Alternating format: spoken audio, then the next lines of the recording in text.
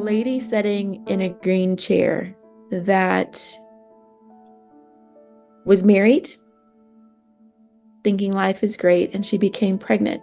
And during her pregnancy, something happened that caused her to become paralyzed from the waist down. There's no talk of a child or a baby during this time. All that's talked about how is she has no wheelchair and she drags herself around her house on the ground. She has no soap to clean herself then. And I think I can't imagine what that's like to know that you're married into a family, you become pregnant, you think life is great, and then you become paralyzed. Now you're left because society and your husband has now deemed you as less than. You're worthless because you no longer can do and care for the man like you're supposed to. You can't boil his water anymore, yet he was carrying your child. That lack of care for human life, I think, is what gets me in the midst of all of this. And, as Joseph shared with me his report, he just said, like, the depravity that he was facing and him being shocked by what he saw. He lives there. He's a part of the community and he's going, this isn't right. This isn't the way it's supposed to be. How do we help her? Can we get her money for soap? Can we get her money so at least she can clean herself?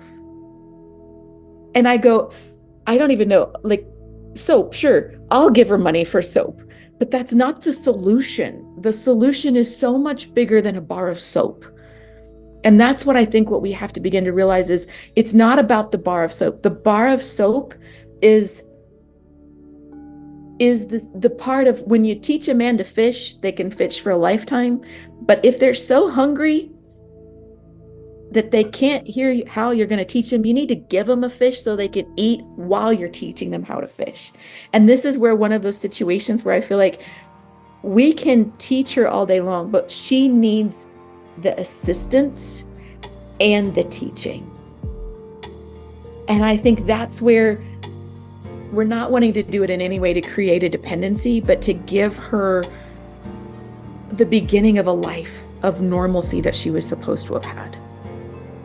And in the meantime, like, how do we keep her healthy and hygienic in the midst of all of this? That is just, I think what was amazing to me that, in the midst of all of this, they were willing to come together. They were willing to meet together and say, yeah, I'm disabled. I'm different than everybody else. But they could come to that situation, come to that day at the church and go, but today I'm loved and I'm a part of a church community and I'm seen by God. Where Jesus says, I'm Elroy, I see you. Right where you are in the midst of your circumstances, I see you. And so just to help them in that moment to know, like, they're seen. They are seen right where they are. Yeah. And she doesn't know what caused her disability, right? She doesn't know from the pregnancy what caused her to become paralyzed, right? No. And it's my understanding that there's also no solution. I think that's what gets me is there's no solution. So what happened? What literally happened that now all of a sudden she's just paralyzed? I see that as like, man, if I was there, I would be rolling some heads in those hospitals to be like, okay, what's going on? Why is it that we haven't figured out what's taking place? Why is it that we don't know what's happening? Why is there's no solution? Why is it not followed up with? Is it because we literally aren't paying the medical field off to get treatment? Is that what the situation is? There's a passive mentality then of like, well, this is just the way it is. And nobody asks why. And I get it that sometimes we don't need to ask why. And God says, actually, you just need to accept it. But at the same time, when you're being faced with questions like this, If there's no why, then you need to give us a solution so that we can move forward. If there's no cure for the disease, how do we still treat it? How do we maintain? How do we give the best quality of life for the people that are still living? And if there's a cure, then let's get the cure. If there's no cure, let's give the best quality of life.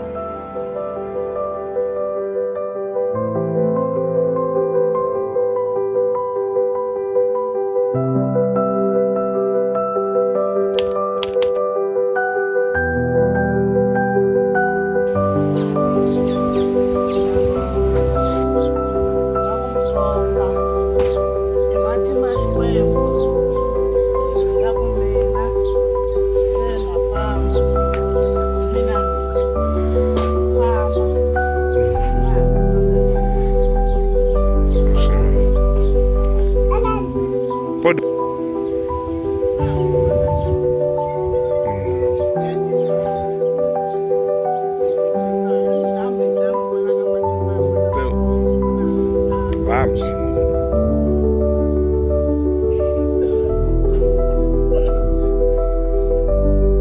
Aqui a mana Fina, a mulher que só era carregado com cadeira para andar.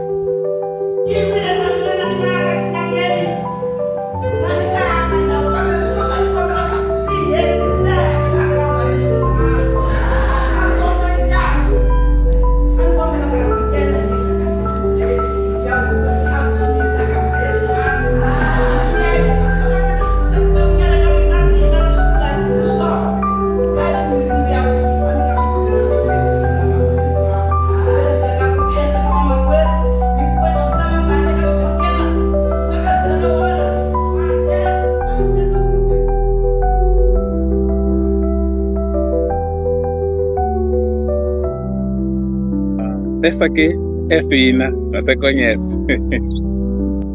No tomela wele kumele linyi kuzoka shikimisa. So about 2 years ago, she became pregnant. 2 months into her pregnancy, she had an event where she actually fell. And when she fell, she was not able to get up. And from that point on in her pregnancy, she couldn't walk. She couldn't essentially get around at all. They had to carry her wherever she went. And the pregnancy didn't go well either. Was essentially lost all strength on that part. They don't know why. For some reason, it's not actually clear as a reason why it happened, but there wasn't anything wrong with her spine or in her back or anything like that. It actually occurred more in her feet and her legs. And so she was saying that even now she's still gaining her strength back in her feet. So sometimes her feet will actually still sweat and almost seep, that she still hasn't gotten used to putting sandals on again, like wearing flip-flop sandals. So it's something that's still new for her to get her feet walking again.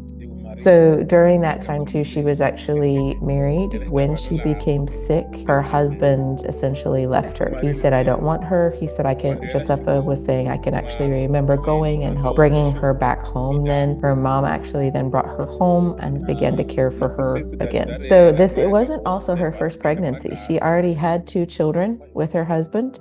They had 2 children together. They had been living their life. And so it was only when she became sick that he essentially kicked her out of her place there with him. She's a little bit timid today to talk and share, but I know more of her story that I can share with you. And he goes, I'm so grateful that she can walk. He goes, I remember carrying her around. He said, you saw in some of the videos, he said, my wife, Albertina, myself, Ernesto, even Mana Angelica, who's one of the strong women that we've heard her story of what she's been through there with her husband being sick. They also would help to carry her, and so he goes, that was our exercise. He goes, we were essentially, I was like, where's your muscles then? That's why he showed us his muscles. It was hard work, to carry her essentially on a chair because she wasn't able to carry herself.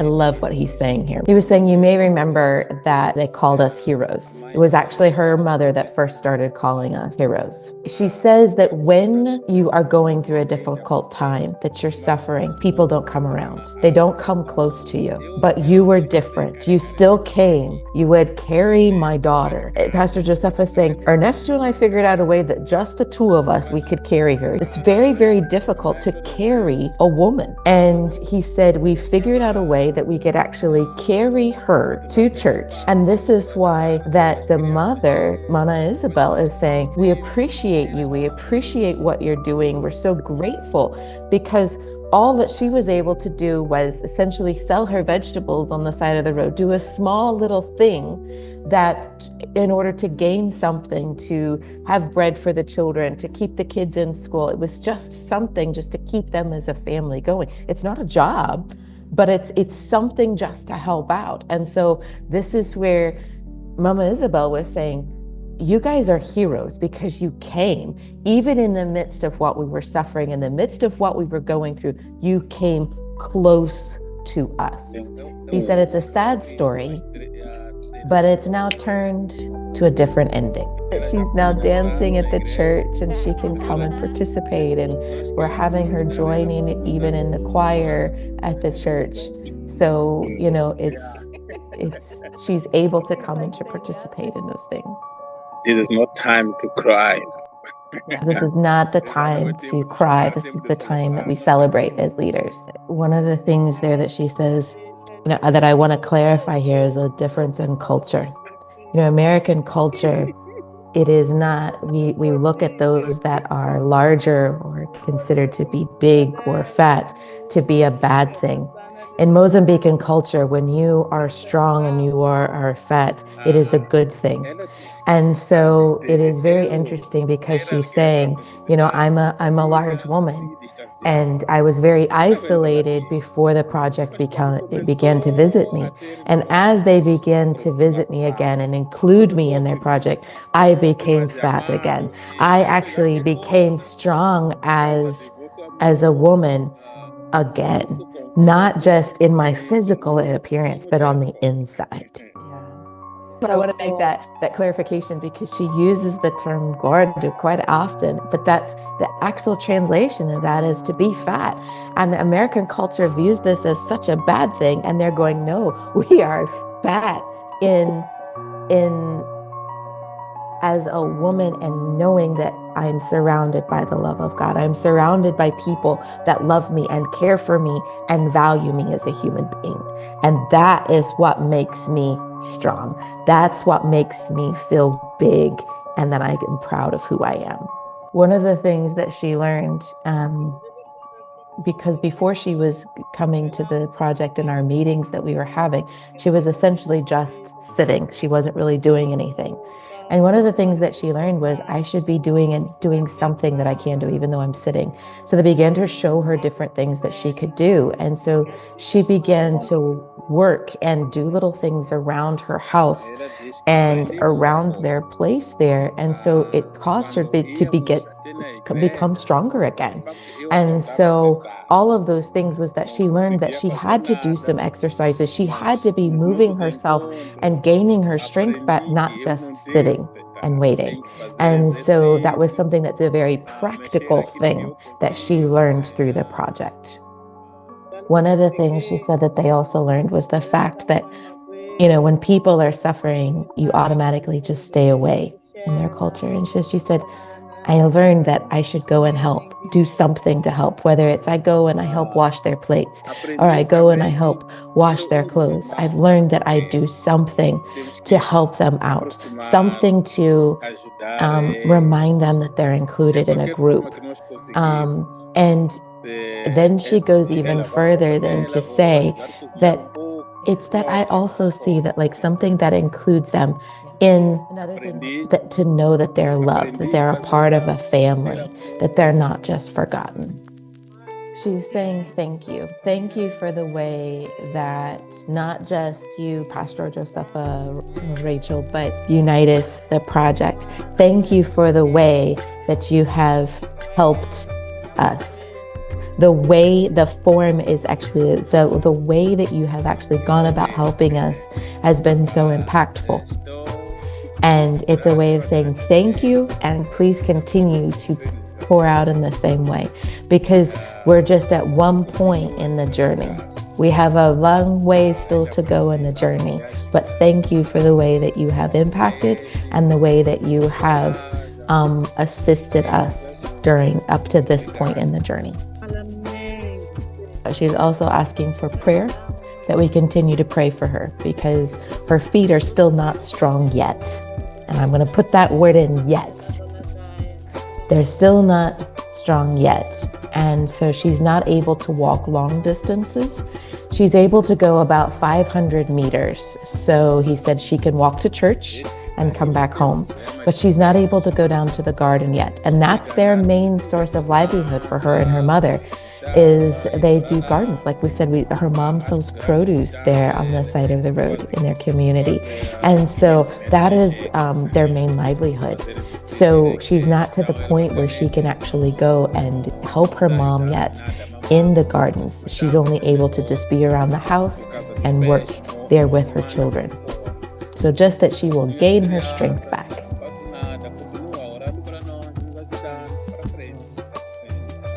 I was just sharing with her that as she's sitting around and she's walking and she feels her feet after she's walking and they hurt, pray over them.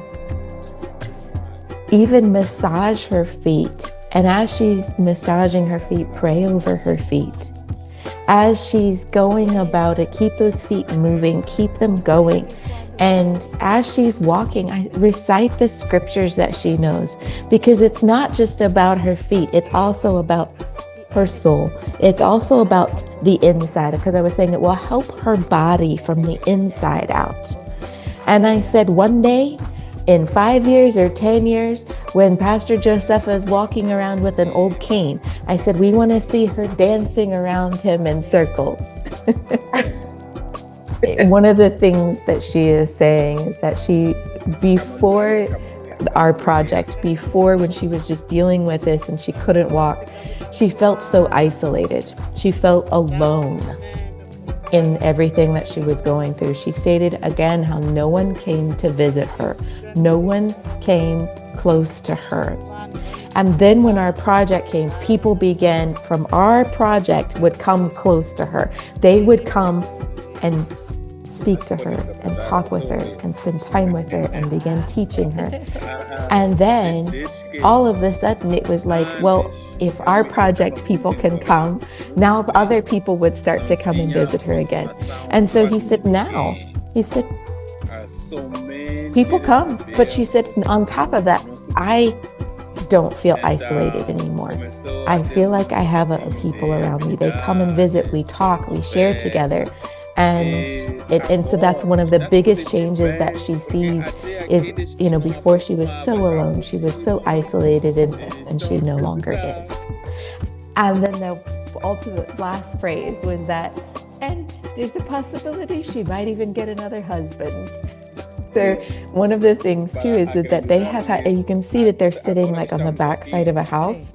They have had to go there to get away from the people that are coming to visit her. Wow. Because there are so many people coming right now to see, because for so long she couldn't walk. She had to be carried. They've had to now pull away so that they could find a quiet place without noise to share her story. So he goes, we're sitting on the back side of her house to get away from people so that we can have this conversation. He goes, if we go back to the front, he goes, there's people all around. There's always somebody coming to visit. There's always somebody around. And he goes, we had to have a quiet place. There's a saying in Shangaan that a house that is not visited is not a home. So they welcome the visitors. That is a part of everything you do. You want to have visitors, you want to have people over, but it is costly. If we think about it here in America, if we have family that come and stay with us, if we have all the aunts and the grandkids and the cousins and everybody comes in, it costs more. And they can provide food and everything, but there's housing, there's electricity, there's water. Now imagine in those situations where people come to you just to hear a story, You need to give them something in return. And so I'm even, as we're talking about this, just praying such a prayer of blessing over them, that her mom's garden is going to produce such an overflow that they're actually giving from that overflow of what they have, that it is never a burden for them, that they can give from the overflow.